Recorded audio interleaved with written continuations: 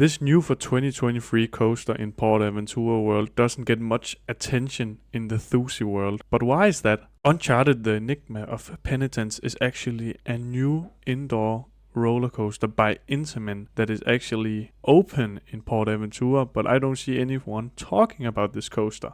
And let us quickly go through the basic stats. The roller coaster is actually made by Intamin. It features spinning cars, and that's quite interesting. I have not seen that many Intamin roller coasters with spinning cars. It actually cost around 25 million pounds to create this coaster, so it had a lot of potential to be great. And please notice how I said it had potential. And let's quickly talk about the theming of this coaster, because the theming is actually great. If you look at the front facade of this roller coaster, it looks beautiful with the mountains and the heads. The queue line of this coaster is pretty great because you see a lot of theming regarding the Uncharted video games, and there's a showroom where you can see the characters Chloe and Nathan, and you can see the robot looks like Tom Holland a lot. Shortly before the coaster station, you go through an awesome cave where there's very dark, but you can actually use your cell phones and light the cave up, and there you can see some signs. Okay, now let's talk about the coaster experience, because it goes downhill from there, I promise you guys.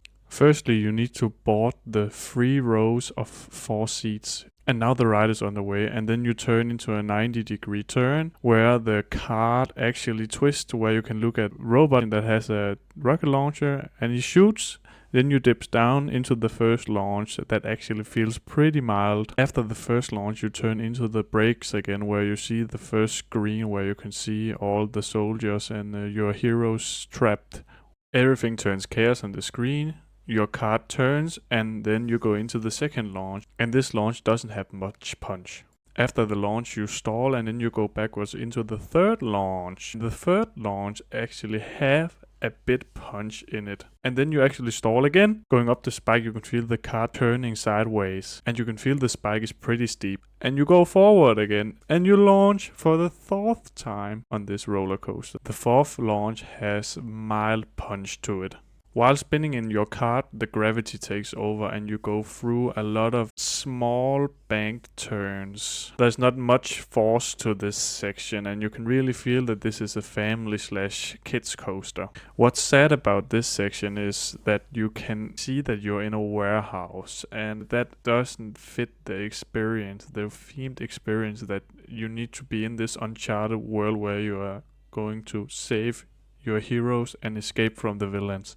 This coaster section needs to be darker, because you remember that you're only on a roller coaster, and that is not the point of an indoor roller coaster. You need to be in there and experience it. I've heard from a few Spanish sources that the themed experience is not quite done yet. They are still working on some things. After this section, you turn up into the brakes, where you see a sequence on some screens. Firstly, if you look to the right, you can see Chloe throwing a hand grenade up at the ceiling, and on the ceiling there's another screen. While watching the top screen, your cart turns backwards, and then you look at the screen above you. It blows up. While blowing up, you go down a steep drop backwards. And I really like this section. It is one of the highlights of this ride, including the swing launch and the stall before the 4th launch. After the ride, I was a bit disappointed because my expectations were too high.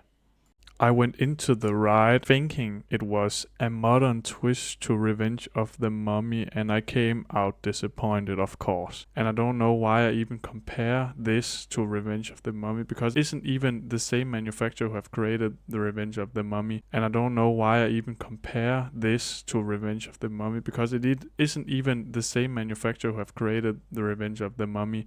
Now, what is my verdict regarding the new Intamin multidimensional model? Based on the coaster's advertisement, I actually thought it was a family thrill ride, but it turns out to be a family/kids ride in my opinion.